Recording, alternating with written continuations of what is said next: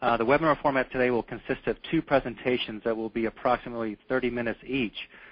We encourage you to send questions, and the presenter will address as many of them as possible.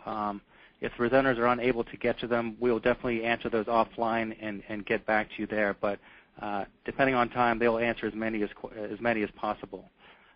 Furthermore, this webinar will be recorded, and we will make it available to you all. And also the PowerPoint presentations from the presenters will also be made available.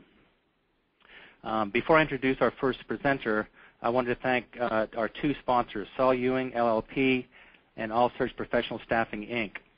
Saul Ewing is a full-service law firm with more than 250 attorneys in 9 offices throughout the Mid-Atlantic, including Pennsylvania, New Jersey, New York, Delaware, Maryland, and Washington, D.C. Saul Ewing's 25-member labor, employment, and employee benefits practice group services clients throughout the firm's footprint, as well as nationally and internationally, and includes 3 labor and employment attorneys in the Harrisburg, PA office. All Search Professional Staffing is a unique search firm now headquartered in York, PA. All Search is a privately and locally owned professional staffing firm that recruits and places highly skilled talent in the fields of accounting, banking, mortgage, human resources, IT, insurance, sales management, and marketing. All Search has been serving the professional recruiting needs of the community for nearly a decade now. If you want more information on All Search, you can find them at allsearchinc.com. All right, I think we're ready to get started here with our Best Places to Work presentation. Peter Burke is president of Best Companies Group, a title he has held for 6 years. Under Peter's leadership, Best Companies Group has established and manages 36 Best Places to Work programs on regional, statewide, national, and international stages. Prior to starting Best Companies Group, Peter spent 7 years as the associate publisher for Central Penn Business Journal here in Harrisburg, Pennsylvania. Peter is a proud alum of Boston College, where he received a degree in business and economics. Welcome, Peter. Thank you, Xander, and it's certainly a pleasure to be here today. We have sort of a lot to get through, but I first of all want to thank all of you who have tuned in today. I know the last couple of days have been a bit tough with the weather, and that's the beauty of this webinar. We've got lots of people from New Jersey. We've got lots of people from Pennsylvania, so when I go through some of the information, you're going to see a little bit of data from both. But thank you again, wherever you might be, in your office. Perhaps some of you have just finished shoveling or are on your couch enjoying the webinar in the warmth of your home. Wherever you are, thank you for joining us. I'm going to spend the next 30 minutes, and it's going to be broken down into a couple of different sections. I'm sort of getting used to this here. So the webinar agenda for today, for my piece of it, we're going to talk a little bit about Best Companies Group and what we're doing. We're going to talk a little bit about the Best Places to Work program philosophies and the survey process. We're going to be talking a little bit about why you might want to apply to be a best place to work, why you should focus on being a best place to work. We're going to spend a little bit of time talking about Pennsylvania and New Jersey data from the surveys, and we're going to talk a little bit about how they match up to the national benchmarks. And then we're going to spend a little bit of time talking about some of the things you can do to build a great place to work. So hopefully in that list of things that we are going to be going over, there's going to be a lot of interesting information for you. Again, take a look at your control panel, and if you have questions, please submit them, and we will get to as many of those as we can, time permitting, of course. A little bit about Best Companies Group. As Xander mentioned, we manage Best Places to Work programs all over the country. And you can see by the list here, I'm not going to read through all of them, but you can sort of see from a geography standpoint where we run Best Places to Work programs everywhere from out west and to the east and up in Canada and all places in between. We also have gotten into running Best Places to Work on industry levels. And you can see here the different national programs we do that are very specific to industries, whether it be healthcare or law, collections, insurance. We've now started looking at specific industries and partnering with national industry publications to produce those lists. And just as sort of a background on Best Companies Group, in 2009, we surveyed over 2,100 companies and amassing responses from 240,000 employees. So we're sitting on a mountain of data, which is one of the reasons why we wanted to present here today, is to give you a little insight to whether you're in Pennsylvania or whether you're in New Jersey, how the data that we collected from your organization stacks up against that mountain of data that we've collected nationally.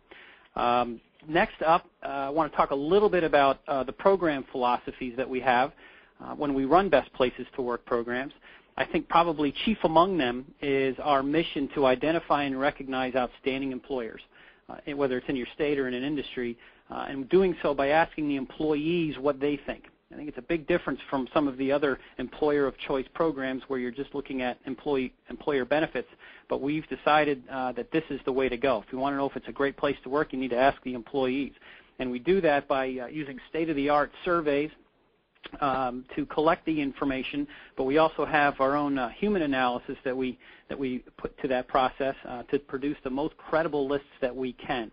And then, one of the last things that sort of wraps into the philosophy, and I know a lot of you who are online are in an HR function, a human resources function, and I think that's a profession that is fast becoming a very important